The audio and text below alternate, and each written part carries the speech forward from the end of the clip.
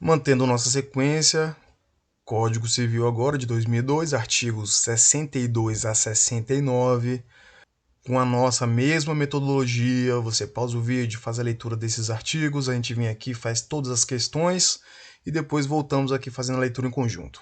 Beleza? Essa aula aqui não vai ser demorada, tá? A questãozinha aqui trata sobre as fundações. Então vamos lá, né? Vamos para o jogo, questão 259.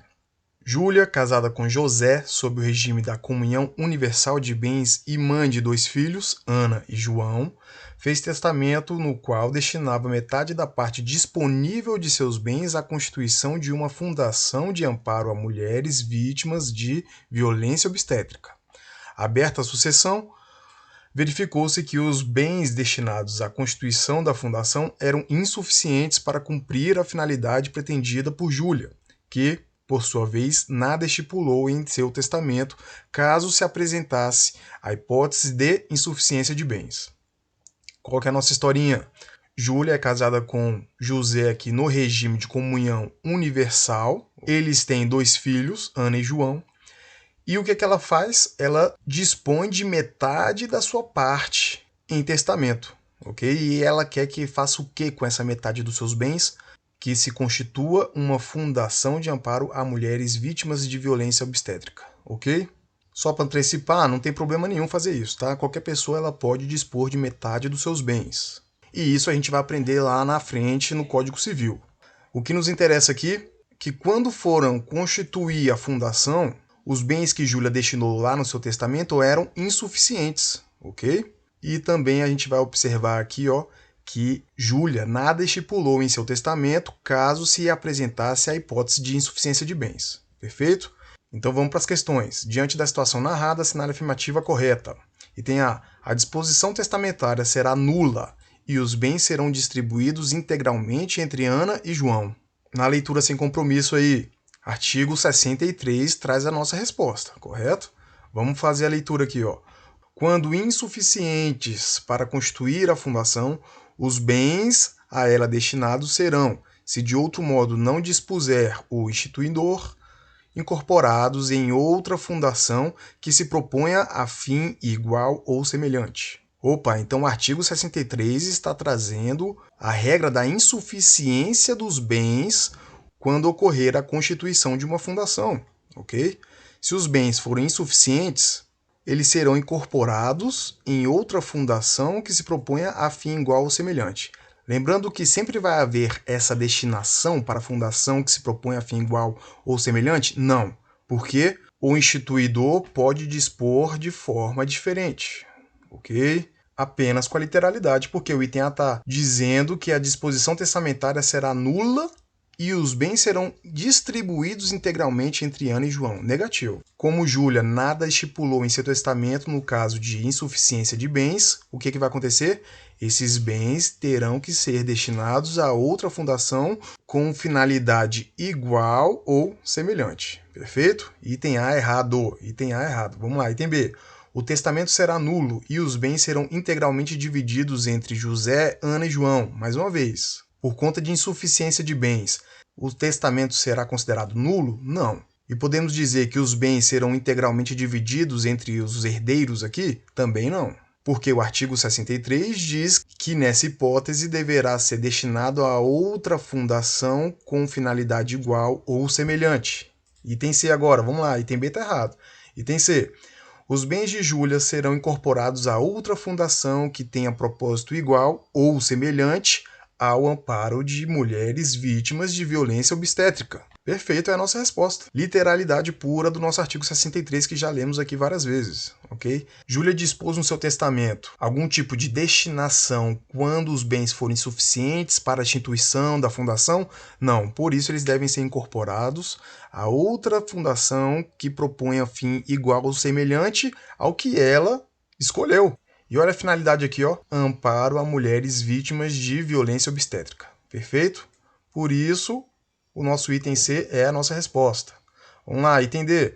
Os bens destinados serão incorporados a outra fundação determinada pelos herdeiros necessários de Júlia, após a aprovação do Ministério Público. Mais uma vez, item D criando uma história aqui só para saber se a gente sabe ou não a literalidade. E o artigo 63 em nenhum momento diz que a escolha vai recair sobre os herdeiros ou que seja necessária a aprovação do Ministério Público. Perfeito?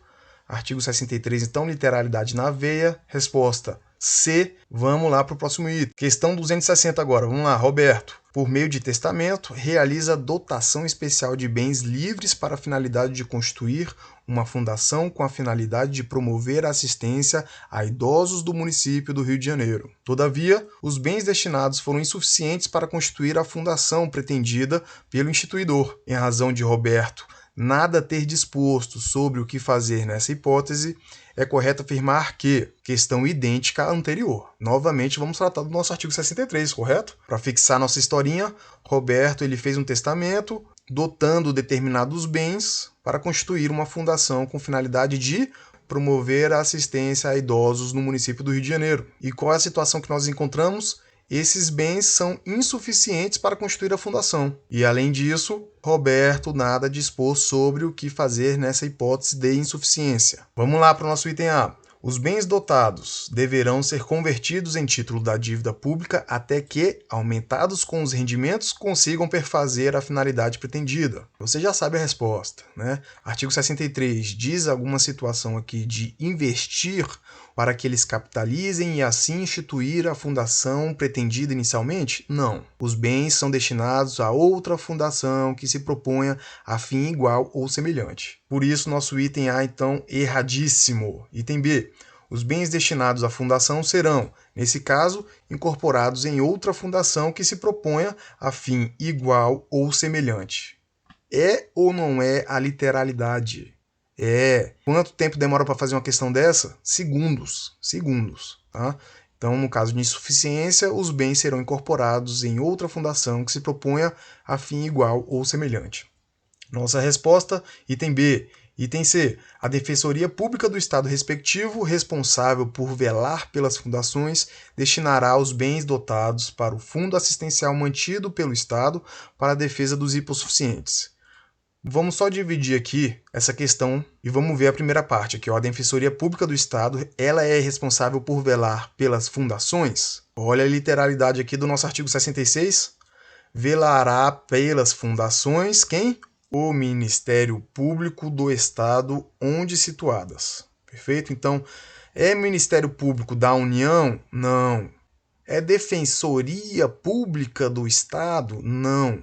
É Ministério Público do Estado. Ponto. Então, primeira parte aqui já está errada, né? Tinha que ser Ministério Público do Estado responsável por velar pelas fundações. Ok, segunda parte. Destinará os bens dotados para o fundo assistencial mantido pelo Estado para a defesa dos hipossuficientes? Também não. No caso de insuficiência, a gente não lê Ministério Público em nenhum momento. Muito menos Defensoria Pública. No caso de insuficiência, vai ser destinado para outra fundação que se proponha a fim igual ou semelhante. E o item D, os bens serão arrecadados e passarão ao domínio do município, se localizados na respectiva circunscrição? Também não, o artigo 63 já respondeu. Eu estou cansado de repetir que é a literalidade. Então, vamos para a nossa próxima questão. Agora, questão 261, vamos lá. Desconsideração da personalidade jurídica. Essa questão aqui está deslocada, né? A gente já viu a desconsideração da personalidade jurídica lá no artigo 50. Lembra? Isso aqui é aulas passadas, mas vamos fazer então, né? Tá aqui, vamos fazer. É bom que relembra, vamos lá. Paulo foi casado por muitos anos no regime da comunhão parcial com Luana, até que um desentendimento deu início a um divórcio litigioso. Temendo que Luana exigisse judicialmente metade do seu vasto patrimônio, Paulo começou a comprar bens com capital próprio em nome da sociedade da qual é sócio, e passou os demais também para o nome da sociedade, restando em seu nome apenas a casa em que morava com ela. Então o cara usou a personalidade jurídica para esconder todos os seus bens, né? Lembra que lá na aula anterior a gente aprendeu bastante que normalmente o bem da sociedade pode ser escondido no patrimônio pessoal do sócio? Aqui é o caso contrário, né? O sócio está usando o nome da sociedade para esconder o seu patrimônio pessoal. Perfeito? Então vamos lá. Acerca do assunto, marque a opção correta. Item A. A atitude de Paulo encontra respaldo na legislação pois a lei faculta a todo cidadão defender sua propriedade, em especial de terceiros de má-fé. Poxa, uma historinha muito mal contada aqui, né? Primeiro, a atitude de Paulo encontra respaldo na legislação? Não, porque ele está confundindo o patrimônio da pessoa física com o da pessoa jurídica. Olha aqui, artigo 50, ó. Aqui, em caso de abuso de personalidade jurídica caracterizado pelo desvio de finalidade ou pela confusão patrimonial, pode o juiz, a requerimento da parte ou do Ministério Público, quando lhe couber intervir no processo, desconsiderá-la, para que os efeitos de certas e determinadas relações de obrigações sejam estendidos aos bens particulares de administradores e ou de sócios da pessoa jurídica beneficiados diretamente ou indiretamente pelo abuso. Lembrou aí? Aqui, ó, o caput diz que para que obrigações da pessoa jurídica possam ser estendidos aos bens particulares de administradores e sócios. E o contrário também pode acontecer? Sim, está no parágrafo 3º aqui, ó. O disposto no caput e nos parágrafos 1º e 2º deste artigo também se aplica à extensão das obrigações de sócios ou administradores à pessoa jurídica. E é justamente o caso da nossa questão. Concluindo, pode haver confusão patrimonial? Não, porque a confusão patrimonial é caso de abuso de personalidade jurídica. Pronto. Item A errado, certo? A atitude de Paulo não tem respaldo na legislação e muito menos a gente pode afirmar que a lei faculta a todo cidadão defender sua propriedade, em especial de terceiros de má-fé. Sem dizer que o enunciado não disse em nenhum momento que Luana está agindo de má-fé. Só disse aqui que ela vai exigir metade do patrimônio judicialmente. Ok? Então vamos lá. Item A erradíssimo. Item B. É permitido ao juiz afastar os efeitos da personificação da sociedade nos casos de desvio de finalidade ou confusão patrimonial, mas não o contrário, de modo que não há nada que Luana possa fazer para retomar os bens comunicáveis. Já vimos também, itemzinho errado, né? Primeira parte aqui tá certa? Tá. Porque é permitido ao juiz afastar os efeitos da personificação da sociedade nos casos de desvio de finalidade ou confusão patrimonial? Perfeito. É justamente o caput do nosso artigo 50. Olha aqui, ó. O juiz pode desconsiderar a personalidade jurídica nos casos de desvio de finalidade ou pela confusão patrimonial. Tranquilo. Primeira parte está certinha. E a segunda parte? Mas não o contrário, de modo que não há nada que Luana possa fazer para retomar os bens comunicáveis. Negativo, porque o nosso parágrafo 3º justamente inverte a situação. Vamos ler de novo.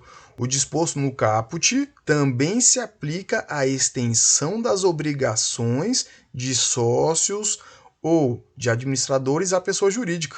Qual que é a obrigação aqui do sócio Paulo? A obrigação dele é a partilha dos bens com o divórcio. E se ele esconde os bens em nome da sociedade, o que o nosso parágrafo 3º diz? Que será aplicada a extensão das obrigações do Paulo à pessoa jurídica. Entendido? Por isso, nossa questãozinha aqui errou na segunda parte. Perfeito? Então, item B não é a nossa resposta. Vamos lá, item C agora. Sabendo que a teoria da desconsideração da personalidade jurídica encontra aplicação em outros ramos do direito e da legislação, é correto afirmar que os parâmetros adotados pelo Código Civil constituem a teoria menor, que exige menos requisitos. Essa resposta é certa ou errada? Tô nem aí, porque está trazendo questão de doutrina. Eu estou nem aí, agora é questão de literalidade.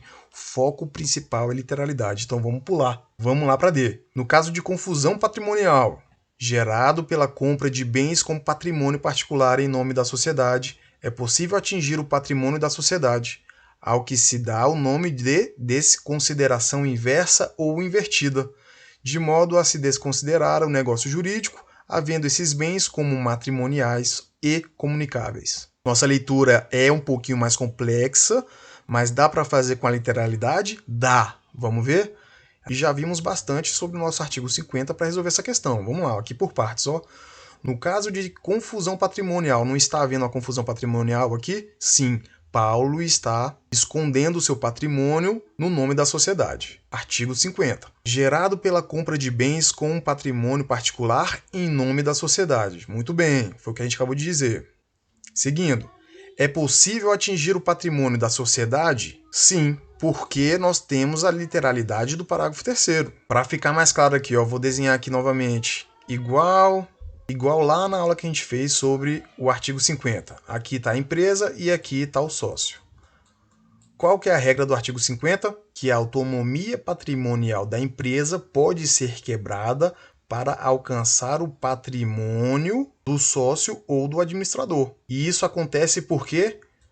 Para cumprir com obrigações que estejam aqui na pessoa jurídica, tá? Obrigações aqui, tô botando o ozinho, obrigações assumidas pela pessoa jurídica. Esse é o caput do nosso artigo 50. Agora, o parágrafo 3º diz o quê? Que o contrário também pode ocorrer. A autonomia do patrimônio da pessoa física pode ser quebrada para alcançar o patrimônio da pessoa jurídica. E isso acontece por quê? Porque existem obrigações da pessoa física que precisam ser cumpridas. Perfeito? Então, quando que isso acontece? Quando ocorrer desvio de finalidade da personalidade jurídica ou confusão patrimonial. Então, dando continuidade à leitura, o que a gente lê aqui? É possível atingir o patrimônio da sociedade? Sim. Ao que se dá o nome de desconsideração inversa ou invertida? Também sim. E isso é bem lógico. O artigo 50 traz a desconsideração da personalidade jurídica. E se podemos também fazer o contrário, nada mais lógico dizer que o parágrafo 3º é o caso de desconsideração inversa ou invertida. E concluindo aqui, isso acontece de modo a se desconsiderar o negócio jurídico, havendo esses bens como matrimoniais ou comunicáveis. Perfeito. Vamos desconsiderar os negócios jurídicos realizados por Paulo, que resultaram na confusão patrimonial, e por isso esses bens são matrimoniais e comunicáveis, ou seja, esses bens não são livres, esses bens compõem o matrimônio em processo de divórcio e que também se comunicam com a sua ex-cônjuge, ok? Não se preocupe, isso aqui é a exceção da exceção, com questão mais complexa que eu já vi abordando a literalidade. E quando vê pela primeira vez, dá um susto, mas só que você revendo várias vezes, isso aqui torna bem natural e você desconstrói essa imagem horrível que fica quando você vê pela primeira vez. Vamos lá para a nossa próxima questão. Agora aqui é o artigo 79 e 97, são artigos a serem tratados nas próximas aulas. Então vamos para a leitura em conjunto aqui do nosso Código Civil. Então vamos lá, leitura saudável aqui do finalzinho, capítulo 3 das fundações. Artigo 62. Para criar uma fundação, o seu instituidor fará, por escritura pública ou testamentária, dotação especial de bens livres, especificando o fim a que se destina e declarando, se quiser, a maneira de administrá-la. Então é isso, nossa leitura repetitiva que vai internalizar o que? Precisa ser escritura pública? Não. Pode ser por escritura pública ou testamento. Os bens devem ser livres. E a gente viu na questãozinha aqui, que não pode ser bem matrimonial e comunicável. E o instituidor vai especificar o fim a que se destina, facultando declarar a maneira de administrá-la. É facultado estabelecer o fim? Não. Tem que estabelecer o fim. O que é facultado aqui? Se quiser, declara a forma de administração. Parágrafo único agora. A fundação somente pode constituir-se para fins de assistência social, de cultura, defesa e conservação do patrimônio histórico e artístico, de educação, de saúde, de segurança alimentar e nutricional, de defesa, preservação e conservação do meio ambiente e promoção do desenvolvimento sustentável, de pesquisa científica, desenvolvimento de tecnologias alternativas, modernização de sistema de gestão, produção e divulgação de informações e conhecimentos técnicos e científicos, de promoção da ética, da cidadania, da democracia e dos direitos humanos, das atividades religiosas e foi vetado o último inciso aqui. Mais uma vez, e sempre eu fico falando, muita coisa, parece muita coisa, mas não é. Você vai ficar repetindo a leitura, a visualização dos vídeos e vai internalizar isso aqui tranquilamente. Qual que é a ideia da fundação? É uma ideia de finalidade mais social, ok? Pensa mais num lado social para as atividades das fundações. Continuando, artigo 63 agora, que a gente já viu bastante.